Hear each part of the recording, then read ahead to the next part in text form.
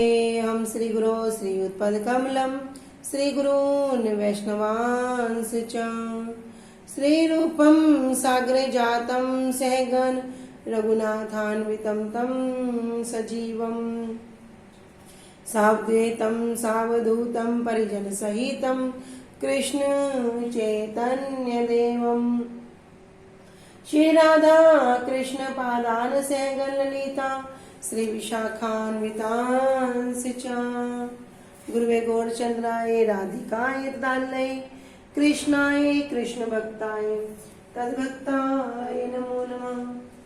नमो विष्णुपादाय श्री राधिका नमो विष्णुपादाय कृष्ण प्रेष्ठाय भूतले श्री श्रीमद् भक्ति वेदांत श्री श्रीधर गोस्वामी नामिने। नमो ओम गुरुदेवाय धीमते सौम्य मूर्तये श्री श्रीमद् भक्ति सिरूप सिद्धांति प्रभवे श्री महात्मने।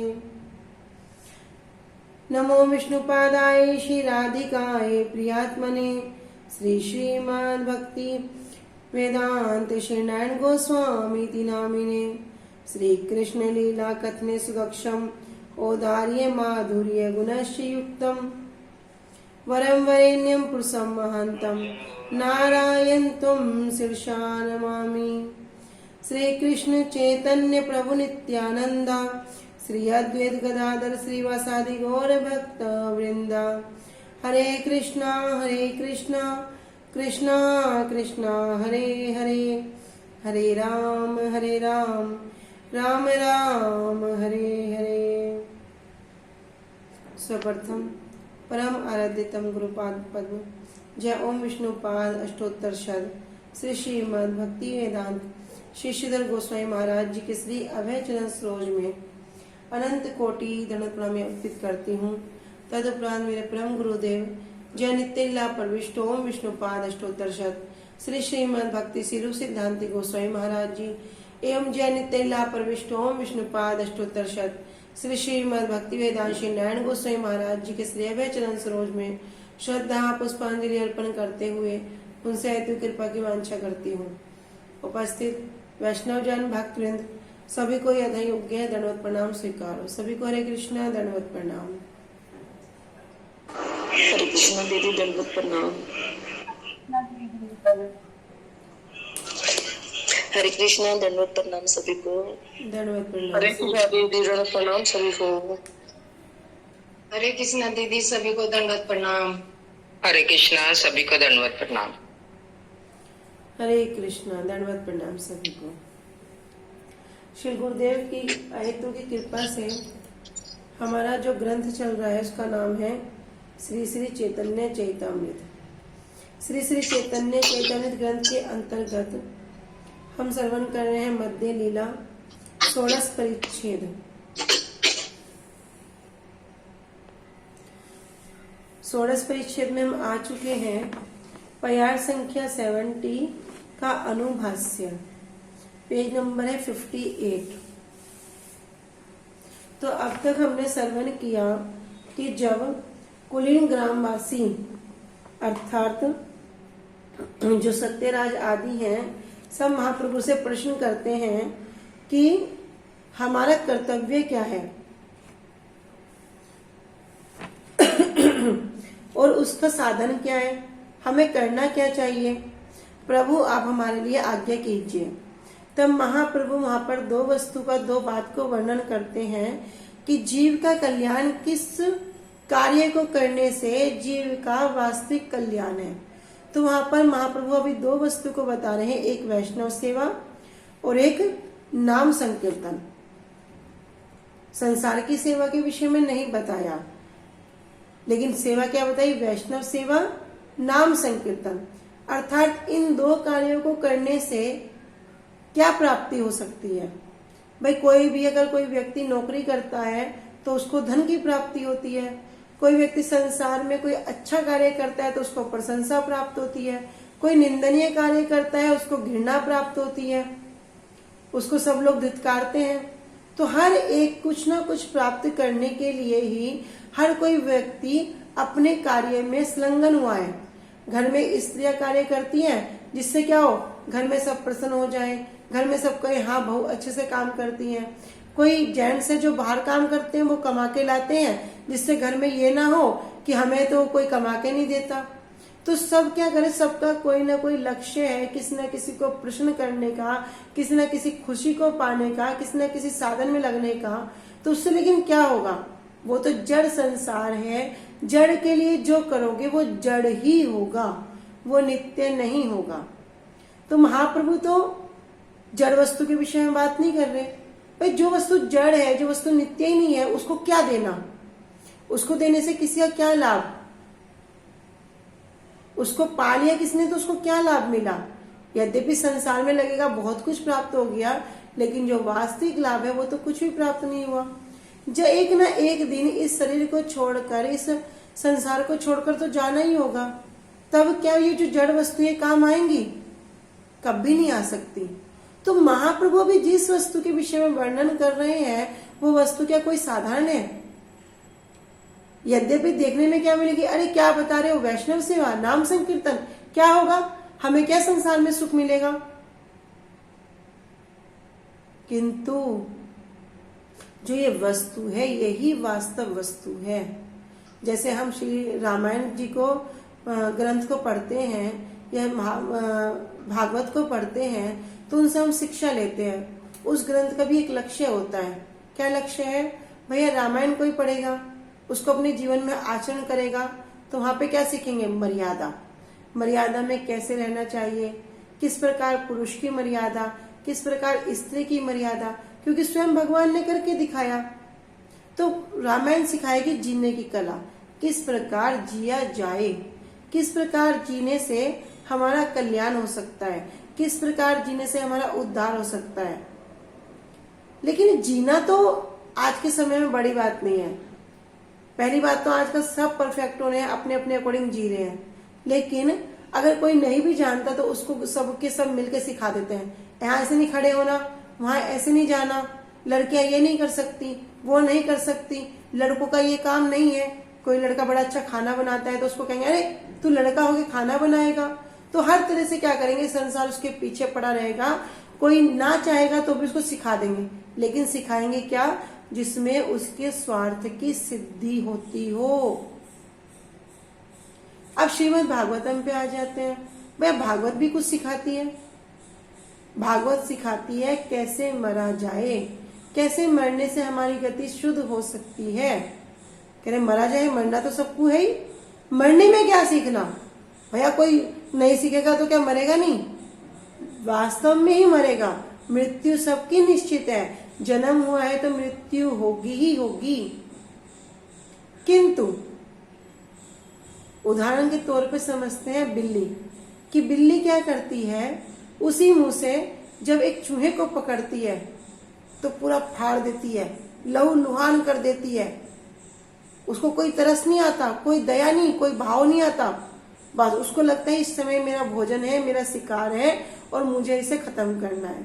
लेकिन वही बिल्ली उसी मुख से जब अपने बच्चे को उठाती है तो जैसे एक स्थान से लेके दूसरे स्थान पर बिठाएगी तो उन्हीं दांतों से उठाती है, उसी मुंह से स्पर्श करती है।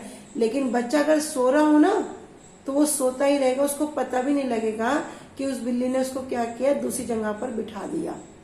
ऐसे ही काल है, जब एक भक्त की लगता है कि शरीर छूट गया, ये भी तो मर गया, इसको भी तो कष्ट होना चाहिए, तो स्मरण करो ये बिल्ली का उदाहरण, कि वो काल भी क्या करेंगे, वो मृत्यु भी क्या करेगी, उसको ऐसे एक स्थान से उठाकर दूसरे स्थान पर बिठा देगी कि उसे पता भी नहीं चलेगा। लेकिन वही काल जब अभक्त का आएगा, जो अभी जिसने सारा जीवन अपना संसार को दिया है, जिसने अपना सारा जीवन क्या किया है, संसार में लगा दिया, लेकिन वास्तव वस्तु की तरफ नहीं ध्यान दिया, भजन नहीं किया, तो वो क्या होगा, उसकी हालत उस चूहे की तरह ही होगी। अर्थात मृत्यु के समय उसको इतना कष्ट होगा, इतना कष्ट होगा जिसका कोई तुलना भी नहीं कर सकता। और फिर मृत्यु के बाद के कष्ट की तो बात हम सोच भी नहीं सकते। अब यहाँ महाप्रभु हमें एक बात कह रहे हैं, भैया क्या करो, ये उनको नहीं कह रहे, वे तो परिकर हैं, भक्त हैं। वे जो साक्षात महाप्रभु के दर्शन कर रहे हैं उनके अनुगत्य में है, उनकी लीलाओं में परिवेश है, ये बात उनके लिए नहीं है। ये शिक्षा हमारे लिए है, हमें क्या ग्रहण करना होगा और क्या त्यागना होगा। कहते ना, अच्छी वस्तु को ग्रहण करो और बुरी वस्तु को त्याग दो। गुरुदेव कहते ना कि मैं तुमसे कुछ लेने के लिए नहीं आया हूं। चाहे गुरु पूर्णिमा है, चाहे कोई उत्सव है, जैसे आज गुरुजी नोएडा मठ में आ रहे हैं, कल गुरुजी जनकपुरी मठ में थे, तो भक्त लोग तो जनकपुरी मठ में भी जाके मिल सकते थे, लेकिन गुरुजी भी इधर क्यों आ रहे हैं? क्योंकि जो लोग मुझसे मिलने के लिए व्याकुल हैं, मैं क्या करूंगा, मैं उनसे जाके वहीं मिल लूंगा, जिससे उनको कष्ट ना हो। तो भैया जो वैष्णव सेवा है, नाम संकीर्तन है, ये कोई अभी साधारण वस्तु नहीं दे रहे हैं। जो सत्यराज आदि हैं, ये सब हमारे जैसे बद जीवों के लिए हमारा कल्याण कैसे होगा, उसके लिए यहाँ पर प्रश्न कर रहे हैं महाप्रभु से कि हमारा कर्तव्य क्या है, हमारा साधन क्या है। अब महाप्रभु अगर कहते भैया अपने घर में करके, अपने घर में क्या करो, बीवी बच्चों का ध्यान करो, ये करो, संसार करो, ऐसी तो कोई शिक्षा अब तक नहीं दे रहे हैं। सार वस्तु को ग्रहण करना है तो सुनना होगा। सुनने में कुछ कड़वा भी लगेगा, कुछ मीठा भी लगेगा, कुछ हमारे अनुकूल भी होगा, कुछ प्रतिकूल भी होगा, लेकिन शास्त्र सम्मत वाणी है तो ग्रहण भी करना होगा। तो यहाँ पर जो प्रश्न है ये हमारे लिए है वैष्णव सेवा नाम संकीर्तन। भैया वास्तव वस्तु के विषय में कह रहे हैं, वास्तव वस्तु को ही पकड़ना होगा और वास्तव वस्तु को ही ग्रहण करना होगा। तो महाप्रभु से कह रहे भैया नाम संकीर्तन तो ठीक है, वैष्णव सेवा, ये वैष्णव कौन है, इनके लक्षण क्या है, पहचानेंगे कैसे, और इससे क्या वस्तु की प्राप्ति होगी। तो वस्तु की प्राप्ति क्या होगी, कह रहे भैया जो श्री कृष्ण हैं उनके चरणों में तुमको सेवा प्राप्त हो जाएगी। चरणों की प्राप्ति होना मतलब कृष्ण की प्राप्ति हो जाएगी। अब कृष्ण कौन है? कृष्ण तो साक्षात भगवान है, सबसे उच्च वस्तु है, जिसको पाने के बाद कुछ भी पाना शेष ना रह जाए। भाई कोई ऐसी वस्तु, दुर्लभ से दुर्लभ वस्तु जो है, जिसको पाने के बाद कोई वस्तु पाना शेष न रह जाए, वही वास्तव वस्तु की इन दो चीजों से महाप्रभु कह रहे हैं प्राप्ति हो जाएगी। कोई बोले मुझे बहुत सारा सोना चाहिए, कोई बोले मुझे बहुत सारा रत्न चाहिए, लेकिन किसी को पारस मनी मिल जाए तो वो कहेगा नहीं मैं सुनार की दुकान पर जाके अभी एक चैन खरीद लाऊं, मैं जाके सुनार की दुकान पर एक अंगूठी खरीद लाऊं, वो कहेगा ही नहीं, उसको चाहिए ही नहीं। अरे पारस मनी उसके पास है, जिस वस्तु को छुएगा वो सोना बना लेगा।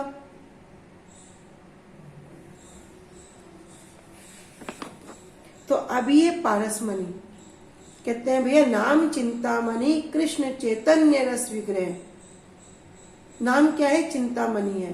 तो ये पारस मनी दे दी भैया, जो चिंता करोगे वो मिल जाएगा, जो चिंता करोगे मिल जाएगा। करना क्या होगा भैया? नाम संकीर्तन करो, वैष्णव सेवा करो।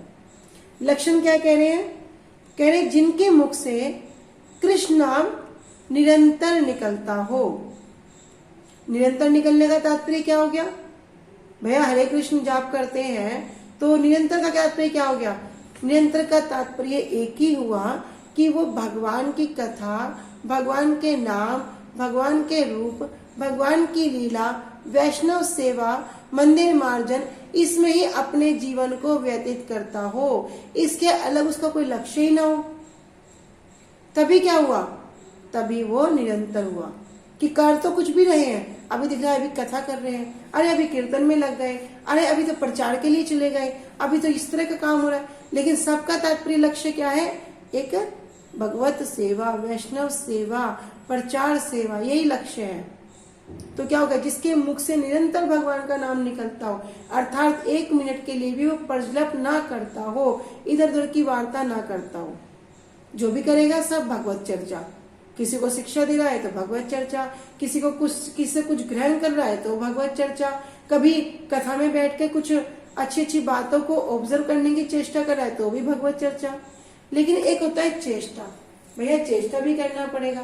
कोई सोचे कि भगवान तो कह रहे हैं कि मैं तो सब कुछ दे रखा है, अब तुम्हें कुछ करना नहीं है, बस तुम करोगे तो हो जाएगा। अब आगे किसी के बनी बनाई थाली रखी है तो थोड़ा खाने की चेष्टा तो करनी पड़ेगी ना। इतनी सब जगह भगवान की कृपा से, गुरुवर की कृपा से, वैष्णव की कृपा से बड़ा सुंदर समय प्राप्त हो गया। कथा का, कीर्तन का जब ऑन करो तभी क्या कर सकते हैं, अभी महाकथा चल रही है, अभी महाकथा चल रही है, लेकिन प्रयास तो करना पड़ेगा भैया, ऑन करके सुनना तो पड़ेगा, इतना तो चेष्टा करना पड़ेगा।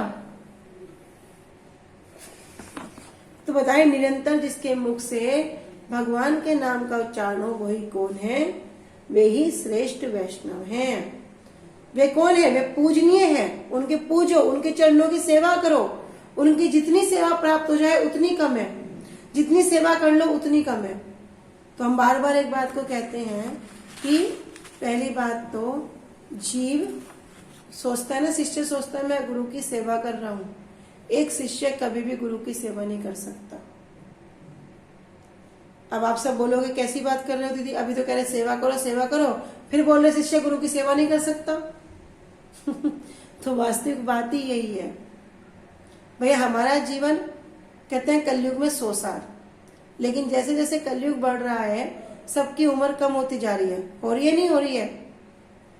सबकी उम्र कम होती जा रही है। अभी देखो मैक्सिमम कोई 60, 70, 75 साल भी कोई जी जाए तो बड़ी बात है। उसमें हमें कब पता चला कि हमारे गुरुदेव हैं, हमें इनका आश्रय ग्रहण करना है? कब हम उनके शरणागत हुए? कोई 30 साल बाद, कोई 40 साल बाद, कोई 50 साल बाद। किसी किसी का सौभाग्य है जो बचपन से लग गए, किसी का सौभाग्य है जो बहुत छोटी उम्र से लग गए, किंतु मेरा तो ऐसा सौभाग्य नहीं है। तो मैं अगर अपने आप को ही कहूं तो मैं ही 30 साल की उम्र के बाद मुझे गुरुदेव की कृपा प्राप्त हुई या मुझे गुरुदेव का चरण आश्रय मिला। 30 साल तो मेरे ऐसे ही खत्म हो गए, बाकी बचे मेरे 30 साल। 30 साल के अंदर मेरा आधा समय सोने में चला गया। कितना समय रह गया? 15 साल। 15 साल के अंदर भी मैं गुरुदेव की सेवा कितनी कर पाऊंगी? कितना संग कर पा रही हूँ? क्या सेवा कर पाऊंगी? कभी गुरुजी इधर मठ में आ गए, कभी गुरुजी उधर मठ में है, कभी थोड़ी बहुत मंदिर में जाके सेवा का सुयोग प्राप्त हो गया। अगर कुल मिला के जोड़े भी तो मैं कहूँ 1 साल भी मैंने अपने गुरुजी की ठीक से सेवा ना करी हो पूरे जीवन में। 1 साल भी मैंने अपने गुरुजी की कोई सेवा नहीं की है। लेकिन अगर अपने गुरुजी की सेवा कहो तो कैसी सेवा? कह रहे भैया जब हम इस शरीर को छोड़ के चले जाएंगे, जब हम अपनी सब पिछली बातों को भूल जाएंगे, हम बताएंगे हम है कौन, तब भी गुरुजी आके मेरा हाथ पकड़ के मुझे उस दलदल से निकाल के फिर खींच के लेके जाएंगे। कहाँ पड़ा है? चल तू मेरा शिष्य है, तुझे मैंने यहाँ कपास ओटने के लिए नहीं भेजा है। गुरुजी पढ़ लेते हैं कि जब तक मेरे एक एक शिष्य का उद्धार नहीं होगा मैं बार बार आऊंगा, बार बार उसका कल्याण करूंगा। तो भैया सेवा हम नहीं कर सकते, कभी भी शिष्य गुरु की सेवा नहीं कर सकते। यद्यपि अपने आप को 100% दे देना चाहिए, लेकिन अभी तो 100% भी नहीं दे पाते।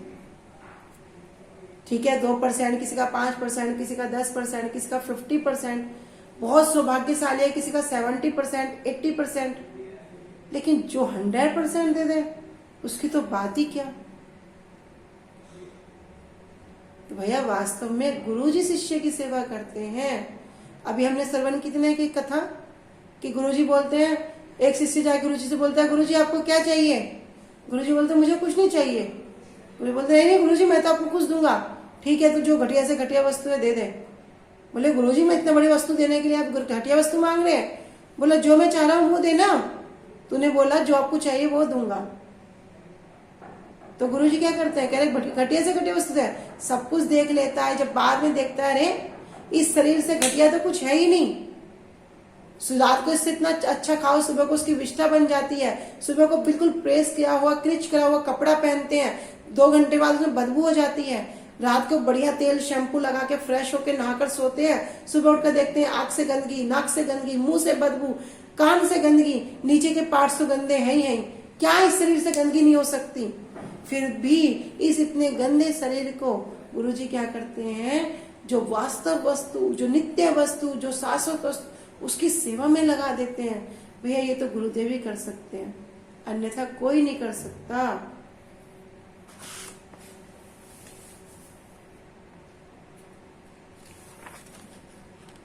तो वास्तव में गुरुदेव ही शिष्य की सेवा करते हैं।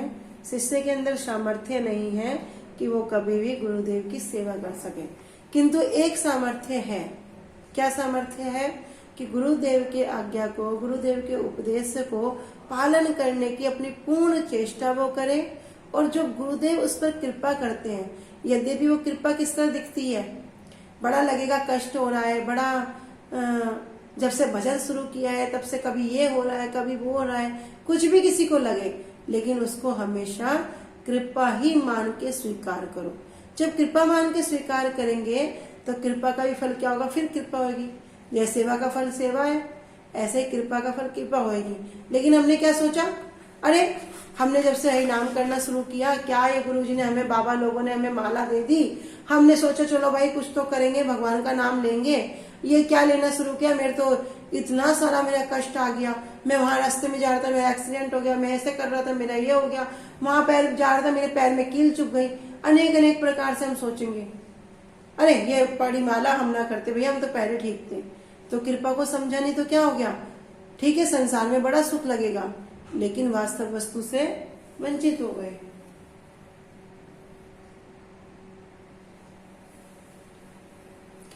इसलिए कहते ना, कृपा को समझना चाहिए। तो ये काम हम कर सकते हैं, बड़े अच्छे से कर सकते हैं कि यदि कभी भी हम पर कोई विपदा आ रही है, कोई कष्ट आ रहा है, सोचो पहली बात तो ये हमारे प्रारब्ध का फल है।